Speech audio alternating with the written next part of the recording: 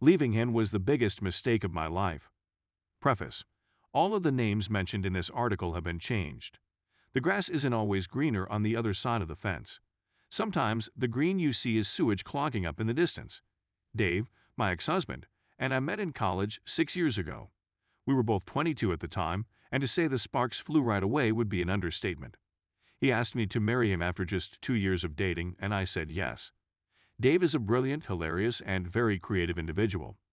He majored in digital animation and hoped to be the digital Walt Disney, as he put it. He had a knack of articulating the worlds he built and the people in his head in such depth that you couldn't help but be amazed. He was determined to find a job in his field once we finished, but getting into show business, much alone animation, is difficult. We'd find out soon enough in our marriage. We relocated from our native state of Washington to California in order to be closer to Hollywood.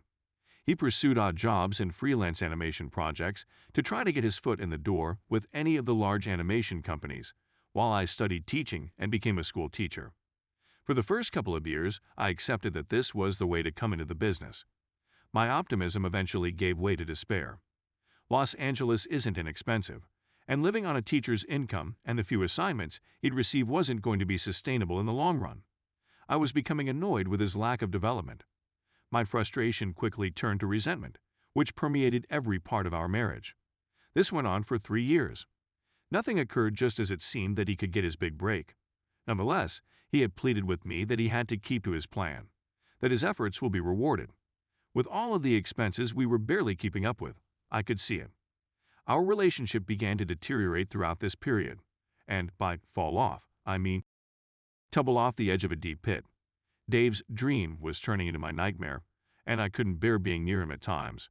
Every waking minute, he'd be working on his dumb projects, as I call them. Yes, we went on dates. We made buddies with whom we would hang with. But Dave's inability to begin a career in animation was weighing heavily on me. I resolved to work off my frustrations in the gym, and I did so. When I wasn't working, I went to the gym on a regular basis from 2018 to 2019.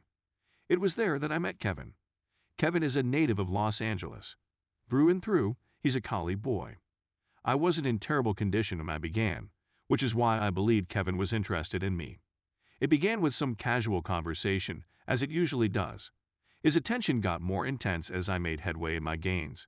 I was aware of what he was up to, but I did nothing to prevent it from occurring. I was so unsatisfied with Dave's life that I welcomed Kevin's attention. Dave took note of how my body was changing and was grateful for it, but I'd stopped returning that love. I began to look at him with contempt, and in retrospect, I realized he didn't deserve it. I withheld love and closeness from him, which was a nasty, filthy thing to do to him. It would not, however, be the last. Things between Kevin and I improved as the months passed. I was going to see him outside the gym quite soon. We were going on full-fledged dates. I'd lied to Dave, telling him I was going to hang out with work pals, but actually I'd spend the nights at Kevin's. And certainly, those evenings would be spent doing more than simply watching TV and exchanging fitness advice.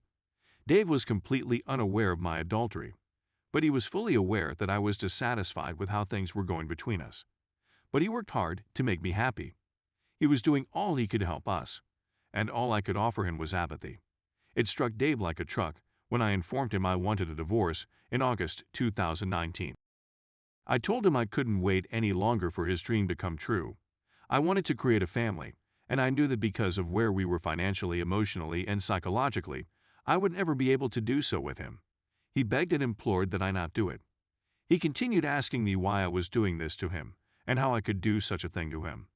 A part of me felt horrible because I knew I was abandoning him for Kevin, but I knew in my heart that this was what I needed. We were still in our early 20s. He may be able to recover from this. We were simply not meant to be. Those were the justifications I gave myself. I opted not to ruin him in the divorce since we lived in California. All I asked for was half of what I had contributed to the marriage. We were living in a one-bedroom apartment with no real assets, so there wasn't much to obtain in the first place. Meanwhile, he, our friends, and our families were unaware of Kevin's existence. Kevin, on the other hand, was aware that my marriage was in trouble. He was the one who persuaded me to abandon Dave for him. By November 2019, I had divorced Dave and was gradually transitioning to a full-time relationship with Kevin. By the time COVID arrived in California, I'd understood what a terrible decision it had been. Hanging around with Kevin and living with him were two very different experiences. I won't go into specifics, but it occurred to me how much I missed the things Dave did that Kevin didn't. Like the small sketches Dave would scribble on post-its and put in places he knew I'd discover them.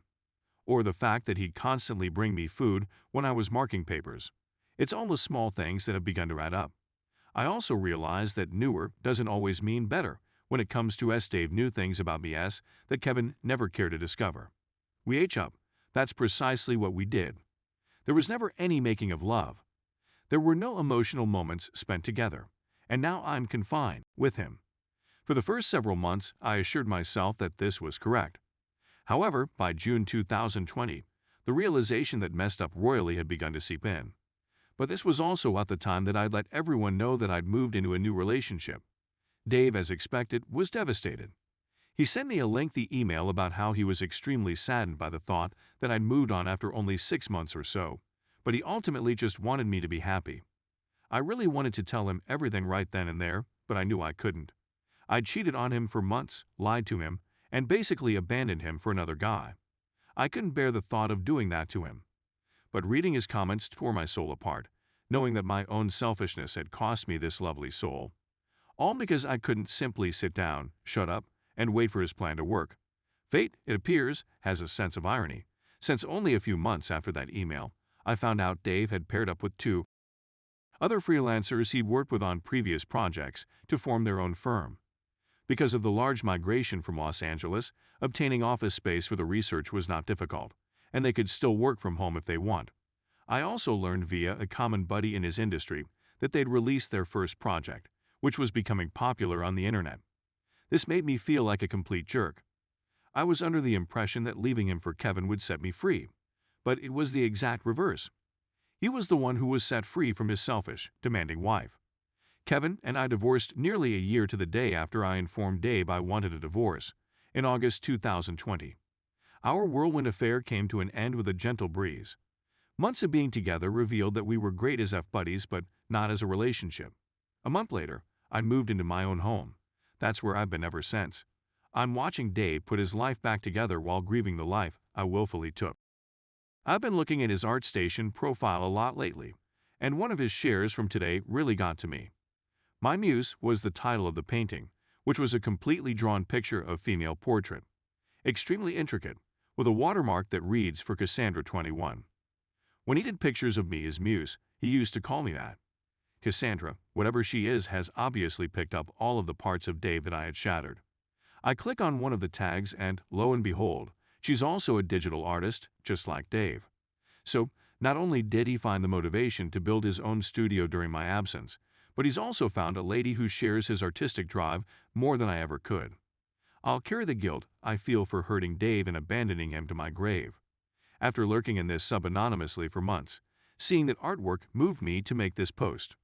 How could I have been so dumb, obstinate, and deafeningly D? I'm not sure what I'm going to gain by sharing this. I'll never have him back, and even if he hadn't gone on, he'd never accept me back if he discovered the truth. I'm simply in so much pain, and I miss him so much. I left him for what I felt was the superior alternative, even though there was never any comparison after the event. My own self-centered desires lost me the love of my life. And now it's up to me to reflect and learn from this, and I shall do so.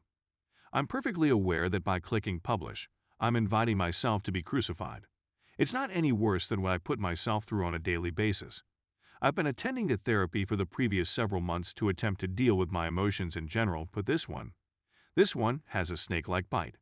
He was my best friend, my idol, and my first true love. But I let my own concerns about what marriage should be push me away from him and into the bed of another guy who turned out to be nothing like the man Dave was. And now I'm afraid I'll never discover another love like that again. I simply wanted to get this off my chest someplace. Edit, to anybody who has questioned or mentioned it in comments, even some that have since been deleted. I have no intention of winning him back or even connecting with him. He's happy, healthy, and has met a lady much more worthy of his love than I could ever be. When the current school year ends and my lease on my present apartment expires, I plan on resigning from the school where I work and returning to Spokane. We'll be separated by thousands of miles, and there's no way I'll ever run into him since his parents have moved to Northern California. He'll never have to see or talk to me again. In terms of romance, I believe it is preferable for me to stay alone for a time. I'm 27 years old and have plenty of time to find love and build a family. First and foremost, I must work on myself. When I return home, I'll look for a new therapist and begin the process of sifting through my baggage.